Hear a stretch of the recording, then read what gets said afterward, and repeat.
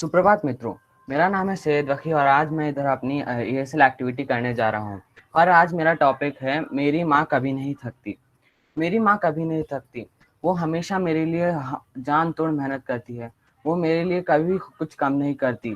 कभी परेशान होती है लेकिन हमेशा मेरी ख्वाहिशें पूरी करती है। वो हमेशा अपनी आंखों में मेरे सपने देखती है। वो हमेशा मुझे अपने आंखों का तारा मानती है। लेकिन वह मेरे खुशियों के सामने अपनी खुशियों को कोई महत्व नहीं देती। आज मैं आपको मेरी ज़िंदगी का एक ऐसा किस्सा सुनाने जा रहा हूँ जिससे मेरी माँ के ज़िंदगी को भी खतरा हो सकता था। मेरी माँ ने मेरे मेरे लिए कई बार कई मुश्किलें उठाई, कई बार जिसमें उनकी जान भी जोखिम में जा सकती थी। एक बार का किस्सा है जब 4 साल पहली बात है, मैं मेरे एनुअल डे के लिए मुझे कॉस्ट्यूम चाहिए था। जब मेरे मम्मी-पापा और मेरी बहन चार मीनार गए थे हमारे नानी के पास मेरा कॉस्ट्यूम लाने। तो जब शाम हो गई थी, मैं स्कूल से आ गया था, मुझे पता नहीं था कि मेरे मम्मी-पापा गए हैं। मेरे घर में दादा-दादी ने मुझे बताया कि मेरे मम्मी-पापा मेरे नानी के पास गए हैं मेरा कॉस्ट्यूम लाने। तो हुआ यूँ था कि मैं इधर घर में टीवी देख रहा था, तो जब मेरे पापा सडनली आ गए मेरी बहन को गोद में लेके। मैं सोचा मेरी बहन को वैक्सीन दिए, हाथ पे पट्टी बंधी हुई थी। मैंने सोचा मेरी बहन को वैक्सीन दिया गया है। तो वैसा कुछ था, तो मैं साइड के रूम में था।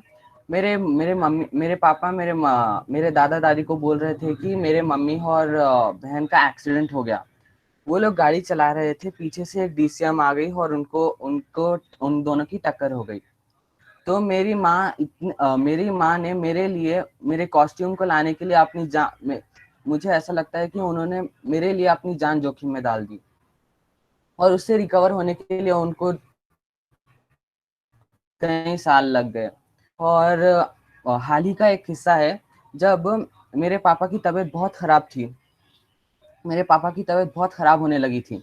2 महीने पहले मेरे पापा की तबीयत खराब थी, तो मैं और मेरी बहन दूसरे कमरे में हमेशा रहते थे ताकि पापा बाहर से आते थे, कोई सावधानी रहे क्योंकि अभी कोरोना वायरस चल रहा है।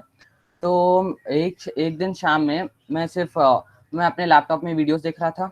मेरे मम्मी ने मेरे को सडनली आके पूछा कि गूगल पे कोरोना के सिम्पटम्स सर्च करो। मैंने सोचा सिर्फ ऐसे ही मेरे मम्मी ने जानकारी के लिए पूछा, तो उस दिन मैंने सर्च किया। मेरे मम्मी ने मेरे को स्क्रीनशॉट लेने के लिए कहा और बाद में मेरे मम्मी ने वो स्क्रीनशॉट मेरे पापा को भेजने को कहा। मैंने भेज दिया। दूसरे दिन सुबह संडे था, मेरे पापा सुबह के 4 बजे उठे, मेरे नानी के पास गए।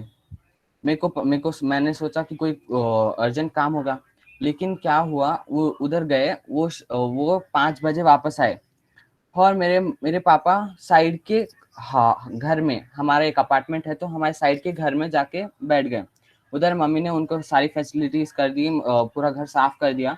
बाद में मेरे को पता चला कि मेरे पापा को कोरोना वायरस पॉजिटिव आ चुका है। तो उधर के डॉक्टर्स ने कहा कि हम सबका टेस्ट करवाना पड़ेगा अब। तो जब हम लोग उस दिन शाम ही हम लोग इधर ही सिटी हॉस्पिटल भी जा सकते थे, ये सिटी के हॉस्पिटल में जा सकते थे, लेकिन मेरे पापा इधर क्वारंटाइन थे तो हमें हमें कोई था नहीं, तो मेरे नानी ने उधर से गाड़ी भेजी थी। तो हम लोग चार मीनार गए थे, उधर रात के 12 बज गए। हमने टेस्ट करवाने के लिए गए थे लेकिन टेस्ट हुआ नहीं, उधर लेट नाइट हो गया था।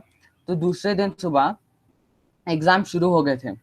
अब एग्जाम चल रहा था, मैंने जैसे तैसे मतलब पढ़ाई तो की नहीं थी। जैसे दिन फर्स्ट एग्जाम के लिए थोड़ी बहुत पढ़ाई की भी थी, लेकिन ये सब होने के लिए कहीं नहीं थी। तो एग्जाम लिखने के बाद मैं सीधा हॉस्पिटल गया, उधर कहीं 2 घंटे रुका। बाद में सबका टेस्ट हो गया था, मेरा भी हो गया था। बाद में मेरे मम्मी का टेस्ट हो रहा था। मैं उनके पास गया ताकि उनको कोई तकलीफ ना हो। तो उधर गया तो उधर डॉक्टर्स ने कहा कि मुझे पीछे हट जाइए। मैंने सोचा कुछ मेरे मतलब कुछ होगा। तो बाद में सब लोगों ने आके उधर के डॉक्टर्स ने बोला कि मुझे पॉजिटिव आ चुका है। तो ये किस्से के बाद हुआ यूं कि हम लोगों को अब घर जाना था, हमारे नानी के घर जाना था वापस हॉस्पिटल से। तो जब मेरे लिए एक अलग से टैक्सी मंगाई गई, जिसमें मेरी मम्मी सिर्फ बैठे हुए थे। मेरी बहन मेरे नानी के साथ दूसरे टैक्सी में आ रही थी। मेरे मम्मी को पता रहने के बावजूद कि मुझे पॉजिटिव आ चुका है, उन्होंने अपनी जान की परवाह ना करके मुझे गले से लगाया। मेरे पास बैठी हो, वो मुझे गुस्सा कर रही थी कि मैं अपना मुँह दूसरी तरफ क्यों कर रहा हूँ। अब तो उसके बाद कि अब हो गया, मैं और मेरे पापा क्वारंटाइन हो गए। पूरे 16 डेज़ हम लोग हॉस्पिटल जाते-आते रहे और 16 डेज़ मेरी मम्मी रोज़ मेहनत करके पकाती रही। मेरे मम्मी का एक्सीडेंट हो चुका है, उनका हाथ रोज़ दर्द देता है, लेकिन तो भी मेरी मम्मी रोज़ मुझे चपाती बना के देती थी हम दोनों के लिए ताकि हमें बेटर फ़ील हो। मेरी मम्मी का हाथ रोज़ दुखता था, मुझे पता है कि मेरी मम्मी का हाथ कितना दुखता है, क्योंकि जभी भी वो रोटी पकाती थी, वो उनको ठहर के पकाना पड़ता था, उनका दाहिना हाथ बहुत दर्द देता था। वो दर्द उनसे बर्दाश्त नहीं होता था, तो वो बनाती नहीं थी ज़्यादा रोटी, चावल ही बनाती थी। लेकिन जब हम लोग हॉस्पिटल जाते-आते रहे, तो पता चला कि मेरे पापा को शुगर बढ़ चुका है। तो मेरे उन्होंने डॉक्टर ने कहा कि आप राइस मत खाइए, रोटी खाइए। तो मेरी मम्मी ने जब से लेके अभी तक इतने रोटियाँ पकाई हैं कि उनका हाथ बहुत दर्द देता है। मैं उनके इस कष्ट को कभी नहीं भूलूँगा। मैं अपनी ज़िंदगी में बहुत मेहनत करूँगा और उनके लिए मैं उनको बहुत खुश रखना चाहूँगा। क्योंकि मेरी माँ ने जो मेरे लिए मेहनत की है जब मैं बीमार था, जब मैं छोटा था, मेरे फंक्शन के लिए, मेरे कॉस्ट्यूम लाने के लिए उन्होंने अपनी जान जोखिम में डाली, तो मैं इस कष्ट को कभी नहीं भूलूँगा। आखिर में मैं अपनी माँ की अहमियत बयान करना चाहूँगा। बड़े ही जतन से पाला है माँ ने, हर मुश्किल को मुझसे टाला है माँ ने। उँगली पकड़कर चलना सिखाया, जब भी मैं गिरा सँभलना सिखाया। अगर मैं एक शब्द हूँ, तो मेरी माँ एक पूरी भाषा है। मैं बकवास हूँ, मेरी माँ एक भाषण है। मैं सरकार हूँ, मेरी माँ शासन है।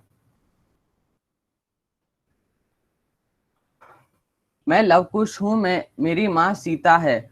मैं चाँद हूँ, मेरी माँ कविता है। मैं राजा हूँ, मेरी माँ राज है। मैं माथा हूँ, मेरी माँ ताज है।